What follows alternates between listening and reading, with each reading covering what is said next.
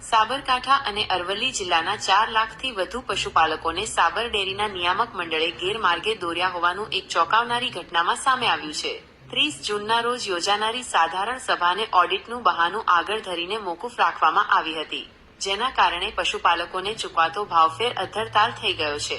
જો કે વાસણા દૂધ મંડળીના ચેરમેને સહકાર ખાતાનો એક પરિપત્ર રજૂ કરતા નિયામક મંડળનું જૂઠાણું પકડાઈ ગયું છે.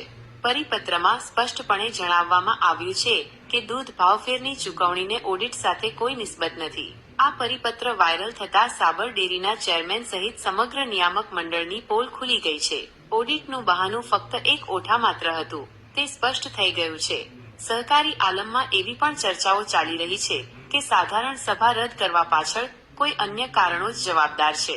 પશુપાલકોને તેમના હકના નફાથી શા માટે વંચિત રાખવામાં આવી રહ્યા છે, તે એક મોટો પ્રશ્ન છે. શું નિયામક મંડળ કોઈ આર્થિક ગેરરીતિ છુપાવવાનો પ્રયાસ કરી રહ્યું છે કે પછી અન્ય કોઈ અજ્ઞાત કારણોસર આ સભા રદ કરવામાં આવી છે?